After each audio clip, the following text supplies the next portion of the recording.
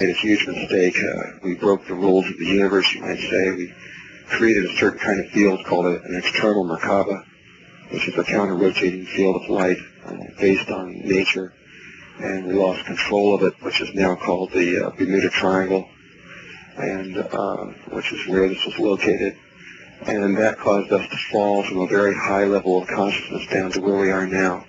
And in so doing, we began to breathe in a different pattern, which produces the way that we interpret the one reality now, which we call polarity consciousness. We see everything as good or bad, or black and white, or up and down. And the results of everything that are happening within this reality now for the last 13,000 years are a result of that one happening that happened during the end times of Atlantis. And Egypt is part of Atlantis, you might say. The primary person in Atlantis was a man named Chikutet Arlich Bomelites, who was the same person who began the procedure in Atlantis, who was called Thoth. He was the scribe of Thoth of Egypt and wrote everything down. And all of Egypt then their function was to begin to remember who we were from before during the time of Atlantis. And they began the procedure of learning what resurrection was about. And it was everything that was going on in Egypt was really trying to remember how to do something that we had learned a long time ago and then forgot. You say that there are new advancements in consciousness going on. What's going on today? Well, today, in this moment right now, there are extraordinary things going on. This is actually the subject of the talk that I'm going to be giving tomorrow. There are many phenomena that are occurring on the earth right now that are outside of normal consciousness completely. And we, as a human race, are aware of some of these things, but they have been distorted by the governments in such a way that we don't know whether to believe them or not, or what they really mean. And the first one of this is something that's been going on for 52 years, which has to do with the UFOs that have been appearing all over the world and are still appearing. And they began on a single day in Europe in 1946. And in June and July of 1947 in the United States. And they've been appearing ever since then, that time, and they still are. And then there's another phenomenon, which is the crop circles of the world, which has been going on for 27 years, and our governments have never been able to figure out who they are or what's doing it. When you really understand the science behind it, and look into videos like Colin Andrews' video, which is called Undeniable Evidence, you'll see that the crop circles are grown in place and not pushed, and that there is another phenomenon happening here that people need to understand. And we are being kept from what that really is all about also. But those have been going on for a long time, and we just sort of see them in the background. They don't go away. And then a new one has come forth just a few years ago, which is what's going on with the first 5 books of the Bible, the Torah. And the past and the present and the future being depicted in the Bible itself in a computer code. This book of Michael Dresden is now on the New York bestseller list, and yet very few people still really know what this is about. There's an extraordinary thing that's occurring. Now there's even more extraordinary things than that. Well, let's hear about them just after this. I haven't bought the whole idea of the Bible code. I think, you can find anything you want if you allow yourself to take every other letter and every millionth letter and all of that. That's not convincing to me. But anyway, your calls are welcome after Drunvalo explains what he thinks is going on today, Eddie. And before we get to callers, though, a lot of questions. So what's going on for today, in your opinion? Well, those 3 things are only an indication of what's going on. There are other factors that are beginning to emerge in the world that the rest of the world is hardly aware of that are extraordinary. What's going on in China with the psychics that are developing over there What's going on in China? Well, there's a psychic expansion of consciousness that's never been seen before in history. How is it evidenced? What are the clues? The government of China is evidencing it, and they are they first found a child, a young child, who was able to read with his ears, who could read books by just holding them up to his ears or anything up to his ears. And then reciting what's in them? Yeah, read it perfectly. They test them over and over and over. He's perfect. Where do we get the stories about this? Well, there's a book called, actually the first writing that came to the United States was in Omni magazine in January 1985. Though it's been written in Nature magazine and many scientific journals around the world, and especially all over China, the phenomenon is becoming huge. You mean more people are claiming they can walk through walls, that they can make things appear out of nothing, that they're able to do things that seemingly are like Superman. And yet it's not just one or two people, it's thousands and thousands of them, and most of them are children. Why China? Well, that's a good question. And we're still trying to understand why China, because it's primarily happening there, but it's not just China. I was just in the jungles of Mexico. There's a young girl there named Ingrid who is able to put her foot onto a book and read everything in it with blindfolds all over her eyes, and when she did it right for us, she could just... So you saw her do that? Yes. She could pick a photograph and without being able to see it, tell you everything on it. How? Exactly who it is, what the names of people are when they're born, and anything you want to know about it. Heavens. How old was she? She's 18 years old. Wow. And there are many people appearing all over the world right now. This phenomena is not going to go away. It's growing faster and faster and faster. What do you call this phenomenon? Right now, I don't know. There's a book by Paul Dong called The Super Psychics of China, which depicts all of this. It just came out recently. It's beautiful. Uh-huh. And it tells you everything and all the scientific data that China is finding out about this, and what's happening about it, that it really is real. Yeah. And then you have another book by Lee Carroll that's came out called The Indigo Children, which is another DNA change in humanity, which is happening primarily in the United States. A DNA change. Describe that one. Well, that's a DNA change also you have three kinds of children changing right now. One is psychic, which is the right brain, and you have the left brain, which is called the indigo children, and you have another one that are called the children of age.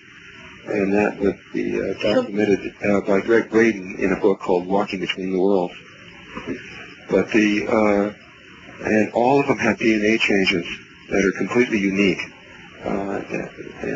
But the indigo children are, again, a brand new kind of child that no one's ever seen before. They only began to see these since 1988. They have very high IQs. They are a response to our technological world. They are different than normal children. How so? How are they different besides the high IQ? The way that they respond, the way they think, the way they see the world. They're claiming that they even have a different kind of liver than other children. A different kind of liver? Yes. Hmm. And that they are simply different. And this book is called The Indigo Children. It's by Lee Carroll. And this just came out. It's brand new. It's the research, and it's all written primarily by doctors and medical people and psychologists, not just by Lee Carroll. This is an effect that is being observed mostly in the Western world where we are technical. They don't find any of these kind of children in China, for example, or in South Africa. And then you have the children of AIDS, which is an amazing situation that's going on. The children of what? The children of AIDS. Okay. They're children that were born with AIDS, and they have been documented to be born with AIDS. But for some reason, when they get to be about 4 or 5 years old, the AIDS vanishes. No trace. It isn't that it's hidden in their body. It is gone forever. And when they've tested them on their DNA level, they have a different DNA. It's not human. They don't have human DNA. They have something else. You mean it's that much of a change? They have it's 4 not new just a little codons. mutation here? They have 4 brand new codons. We have 20. They have 24. And they're very specific codons that are being turned on. And these children have immune systems that are so strong that they are immune to just about and probably everything. And there are not just a few of these kids. According to the Aaron Diamond Research Center, which researches AIDS, it's 1% of the world, which translates into 60 million children. Well, there aren't that many children born with AIDS, though. Well, at this point, something else is beginning to happen, it appears, because these are not just children anymore. Initially, it was just children, but now they're finding adults and all kinds of people with it. It seems to have moved across into different spectrums of the population, including people that never had AIDS. It's just like the original test that happened with the monkeys, the hunter's monkey that was done many years ago in Japan, where you had one monkey who began to wash the sweet potatoes in the ocean. Mm-hmm. And then that monkey taught its friends.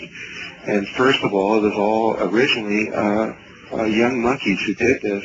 And then the mother began to do it, and then the mothers began to do this. And finally, on a single day, the entire island began to do it. And then other islands that were not even connected to this place, all the monkeys on there did it. All the way even onto mainland China on the same day began to wash their potatoes and get the sand off of them. And this phenomenon now is probably beginning to be seen in humanity in the form of changing the DNA. They're mutating. It's also called the popcorn effect, where you have one kernel popping and then more and more and more, and suddenly the whole batch is transformed. Yeah. So, what do you make of this? I think that we are responding to this. If you look at a book called Eat Right for Your Type. Oh, Peter D. Balmo. Okay.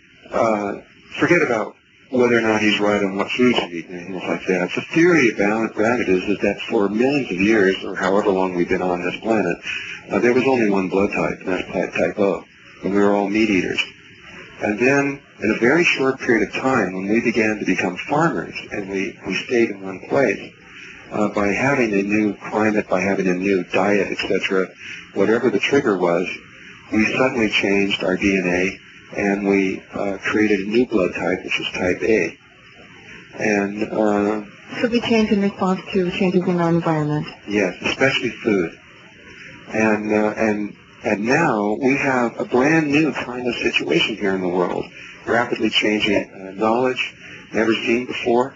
Many things that are happening now at the population level, things that have never ever been seen. New kinds of foods, again, that we're eating because the foods are being shuffled from all over the world. And you're seeing a DNA response to it just like we did 15,000 years ago. Where do you think this is going to lead us? I don't know, but I think it's great. Have you been some research as to what are the special conditions under which people seem to add more codons or change their DNA? Yes. What do they have in common? Well, I sat with Greg Braden and talked to him about this, and he believes it has to do with a certain emotional response that they're noticing from some of the universities, that a very specific response that when seen as time-wave signature on the computer is almost identical to the DNA molecule itself. And they believe that that's how they're accessing the DNA, by becoming a response similar to the DNA. And it appears from Greg's belief that the closest word that would say what that emotional response is compassion. However, I believe that there is something else that is different, that is also, and I'm just becoming aware of this in the last couple months or so, that it has to do with the psychic energy involved in all of this. And this is what they're finding in China scientifically. Let's go to the telephones, Drunvalo, and talk first to, Laura in Fontana. Would that be California? Where is that? Laure Lee? Yes, hi there. Yes. Hi, I'm listening to you out of Albuquerque in Fontana. Oh, okay. It's close to Mendocino.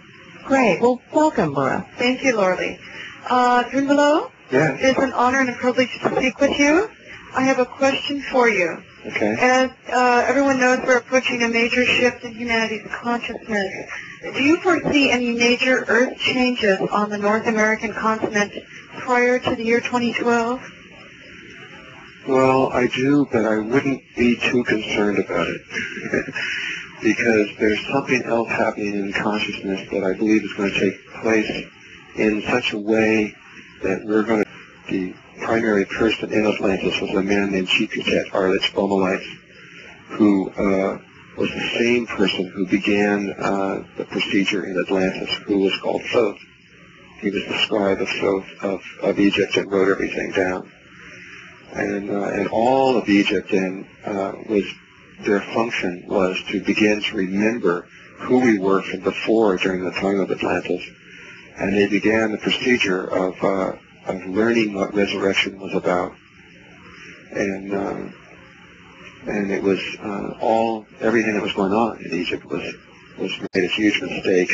We broke the rules of the universe, you might say. We created a certain kind of field called an external Merkaba, which is a counter-rotating field of light based on nature. And we lost control of it, which is now called the Bermuda Triangle, and which is where this was located. And that caused us to fall from a very high level of consciousness down to where we are now.